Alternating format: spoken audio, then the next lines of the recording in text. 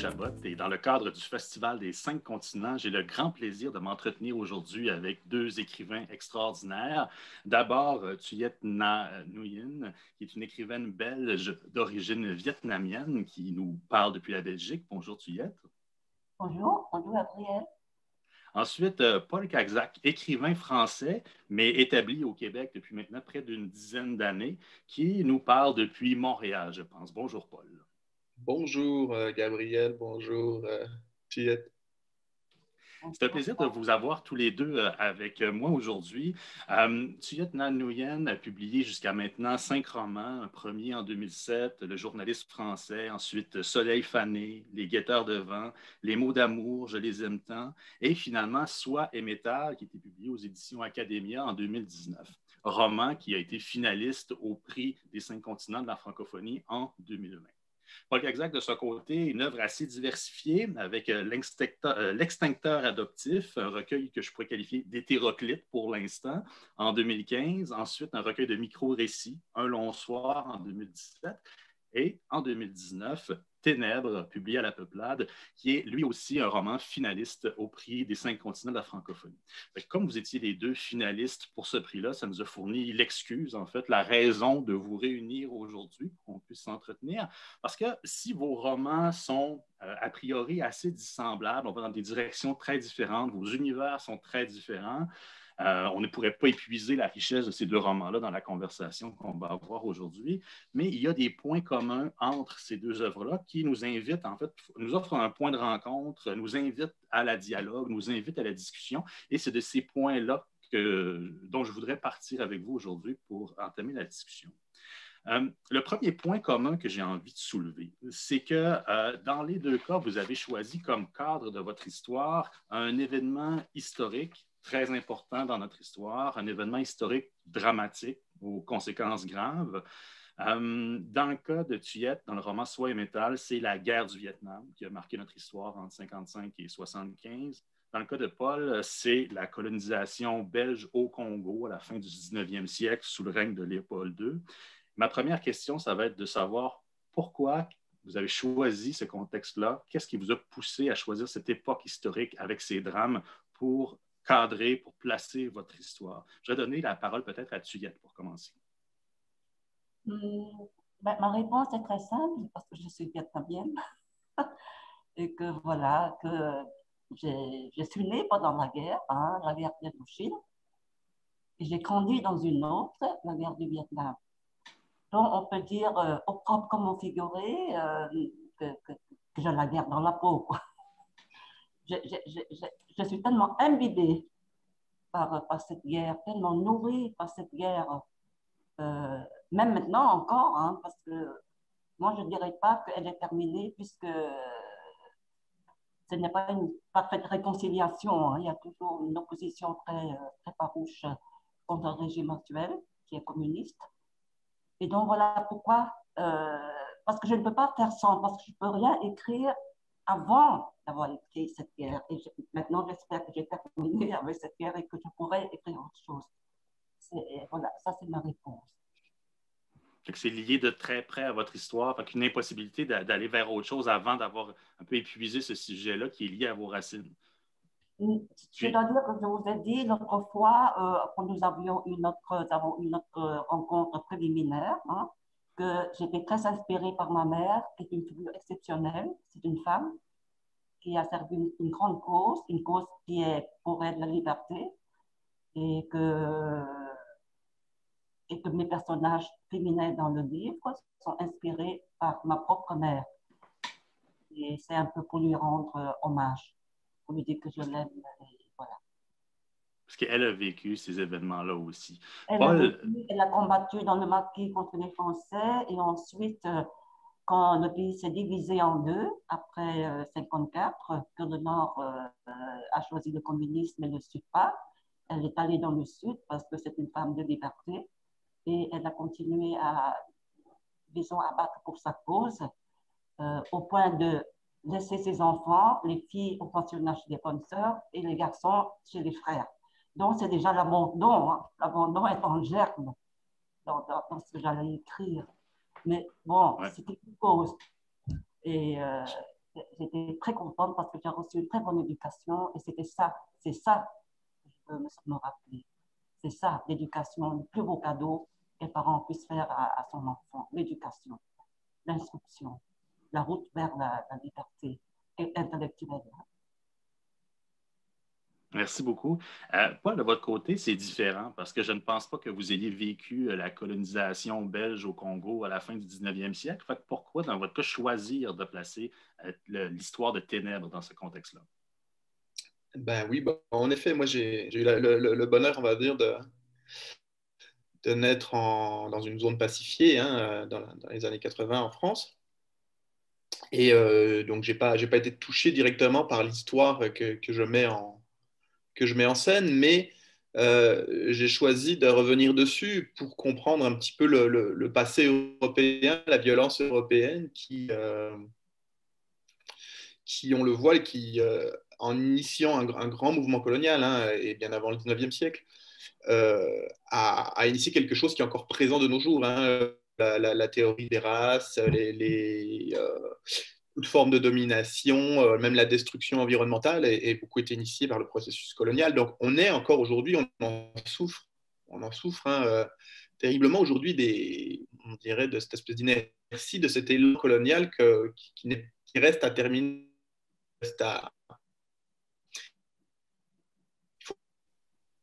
Et le Congo belge, en fait, le Congo de l'État indépendant du Congo de Léopold II, m'a paru, lui, disons, significatif, symbolique. Il n'était pas, dire toute colonisation était mauvaise.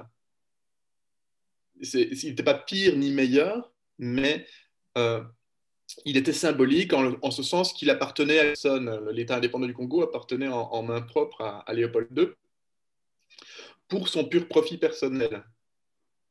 Et il m'a semblé, dans cette optique-là, qu'on pouvait comprendre en étudiant précisément un petit peu ce 19e siècle technologique qui commençait à mettre la technologie et la mort au service du capital.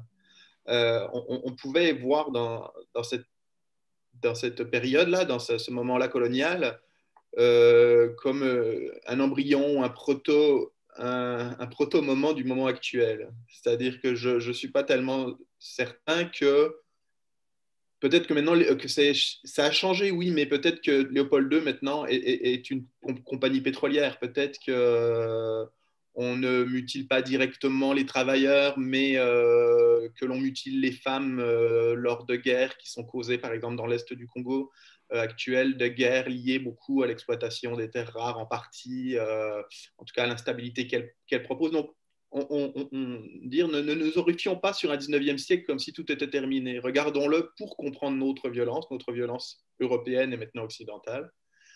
Méditons-la et trouvons dans cette méditation la voie du changement parce que je crois que l'horreur n'est pas terminée. Merci beaucoup, Paul.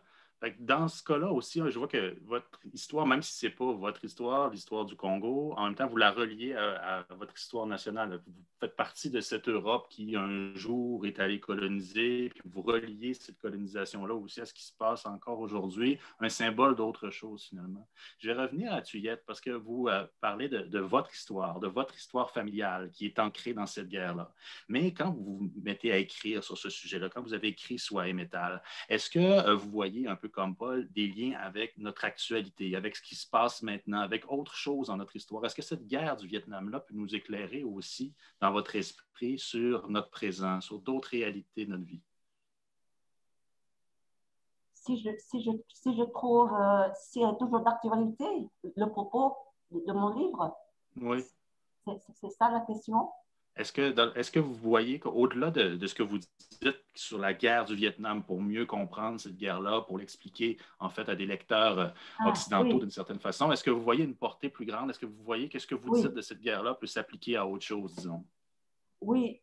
Une de mes ambitions, sinon la principale ambition que je nourris en écrivant mes livres historiques, des romans historiques sur le Vietnam, c'est de pouvoir dissiper les malentendus qui ont été entretenus sur cette guerre et en ce qui concerne surtout le Sud-Vietnam, qui a été déconsidéré, sinon méprisée par l'Occident, comme quoi elle était, je veux dire, de reprendre les termes du Nord, balai ou prophète, des trucs comme ça. Et quand j'ai vu ma mère, quand je le côtoyais, parce que j'ai quitté le Vietnam seulement à 18 ans, donc j'ai pu quand même le vu plus ou moins, même si j'étais pensionnaire, mais de temps en temps je sortais et je pouvais voir qu'il y avait des gens qui méritaient le respect, qui combattaient quand même pour une cause. Je reviens toujours à la cause parce que je trouve qu'un être humain doit avoir quelque chose à défendre quand il estime que c'est juste. C'est ça que j'appelle la cause. Et je trouve que l'Occident, en particulier, était plus ou moins, avait une vue, une perception que moi, j'ai trouvé injuste vis-à-vis du Sud. Et j'écris, et parfois je dis à maman, j'écris pour parler pour ceux qui sont morts, qui ne peuvent plus parler, ou pour ceux qui sont en prison parce qu'ils ne peuvent plus parler. C'est une ambition démesurée, je crois, mais ma tâche est de commencer et d'essayer. Et c'est aux autres, à ceux qui me lisent, de prendre de juger, enfin, de voir s'ils peuvent réviser leur opinion ou c'est leur liberté. Moi, je présente quelque chose que je ressens et c'est au lecteur de réceptionner selon leurs sentiments. Et donc, ça, c'est mon ambition aussi, de dire que, voilà, après la guerre, ce n'était pas la paix. Après la guerre, il y avait eu des good people, il y avait des camps de rééducation, il y avait des drames, des tragédies. Donc, voilà, voilà, ça c'est mon plus cher souhait, c'est que, quelque part, on puisse rendre justice un petit peu, ou beaucoup, aux gens, aux gens du Sud. Enfin, Merci de beaucoup. l'ancien Sud, parce que maintenant, c'est réunifié. Hein, Il y a cette idée, il y a cette idée dans votre œuvre de rendre justice à un peuple, de rendre justice aussi à une famille, à votre identité, aux gens auxquels vous vous sentez appartenir. Ouais, j'ai envie de vous renvoyer la question d'une certaine manière parce que en montrant les atrocités de la colonisation belge au Congo, d'une certaine façon, est-ce que vous n'avez pas eu l'impression de prendre la place des gens qui auraient pu prendre la parole pour le dénoncer? Par exemple, des écrivains congolais ou des écrivains africains qui auraient pu, en tant que victimes de la colonisation, un peu comme on peut voir Thuillette avec sa famille, qu'on peut considérer comme victime de cette guerre-là, qui ont pris la parole pour le défendre. Est-ce que vous avez réfléchi à cette question-là? Ben oui, bien sûr, hein, c'était une question qui se présentait comme évidente. Alors moi, la façon dont j'ai perçu les choses, c'est que mon roman est avant tout sur les colons blancs. C'est un roman dans lequel, en fait, je laisse beaucoup de liberté aux personnages colonisés, et où je donne finalement à quasiment tous, sauf peut-être deux que je mets un peu plus de l'avant, ou trois. Je leur donne un nom, une origine géographique, et puis ensuite, donc je les humanise, et puis c'est tout. Mais mon roman ne s'intéresse qu'aux personnages blancs principalement.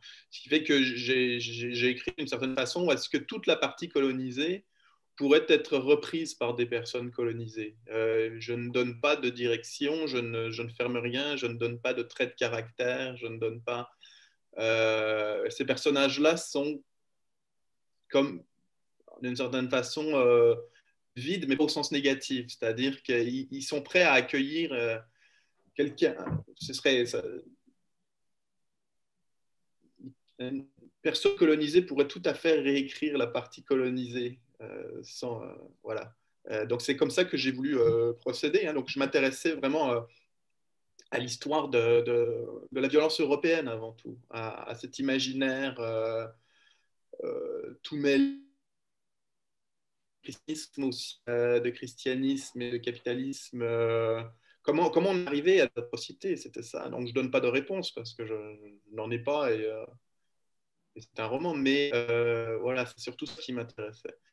Ce que je donne aussi également aux personnes, je dis, ils s'organisent. À un moment, je dis, voilà, il y a des révoltes, il y a eu des révoltes colonisées en Afrique, et je mentionne ces révoltes et je dis qu'elles auront de l'avenir. Ensuite, je le laisse complètement à toute personne colonisée s'investir dans ces révoltes et leur histoire. Merci beaucoup, Paul.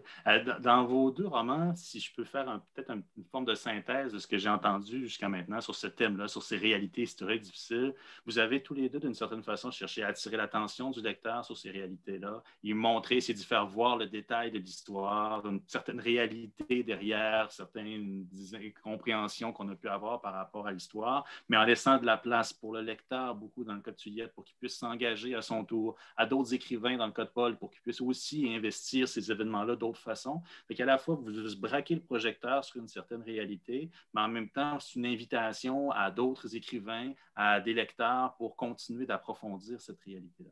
Je vous remercie beaucoup d'avoir partagé avec moi vos réflexions sur ce thème. On va s'arrêter là-dessus et on va avoir l'occasion de reprendre la conversation très bientôt. Merci beaucoup, Paul. Merci beaucoup, Thuilliette. Merci. C'est ce qui conclurait notre premier segment d'environ une quinzaine de minutes.